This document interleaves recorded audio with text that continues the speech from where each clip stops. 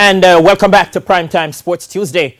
The next 48 hours will be crucial for World Under-20 double sprint champion Briana Williams as she awaits a ruling following the completion of her anti-doping disciplinary hearing on Tuesday. Jordan Fort was at the hearing. It's a rainy day here in Kingston at Eden Gardens, where the hearing involving national junior record holder Briana Williams took place in this conference room right behind me. Proceedings concluded at close to 4 o'clock this afternoon, having gotten underway at 11 this morning. Chairman of the 3-member independent anti-doping panel, Kent Gammon, says though the time was short, he was pleased with how smoothly proceedings went. The panel had met for the better part of 2 days, despite the original timeline being set for 3 days. But with the World Championships set to run off on Friday in Doha, Gammon says his panel wouldn't be rushed into making a ruling. It has been something that we are familiar with, we're aware of it, because this thing has international implications, because the IAAF also is interested in the outcome, but it's not going to, it should not be, or it's not going to allow or cause me and the panel members, Ms. Denise Forrest and Dr. Vassell, to rush because of some other event.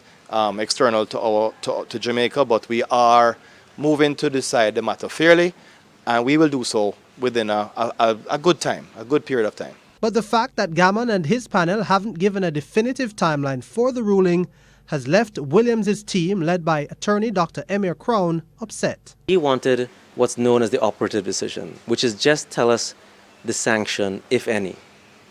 That's all.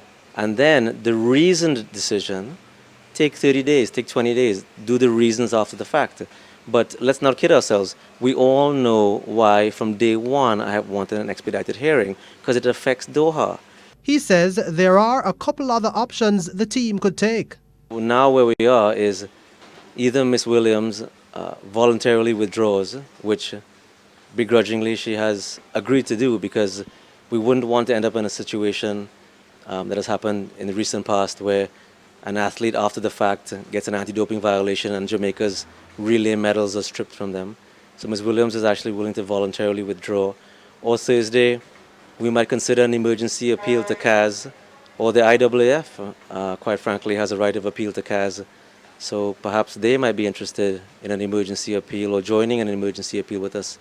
JADCA's attorney Ian Wilkinson QC says that Williams' age was taken into account, but ultimately the decision ought to be made based on facts. The fact that there is a minor involved, there are special considerations as the rules themselves dictate, and those considerations were quite relevant to these proceedings. That's the most I can say, but at the end of the day, it depends on the facts, and it's a matter for the tribunal. As for Dr. Crown, he says the next 48 hours will be crucial. Well, I think it's fair to say that I have spoken to Dr. Blake, and Dr. Blake has indicated that Thursday would be a comfortable window for them in terms of travel to Doha and so on. So with the proceedings now complete, 17-year-old Williams and her team will be hoping that she can get a favorable ruling in time so that she can join Jamaica's team in Doha for the heats of the women's 100 meters, which gets going on Saturday morning, Jamaica time. Reporting from Eden Gardens in Kingston, I'm Jordan Fort for TVJ Sports.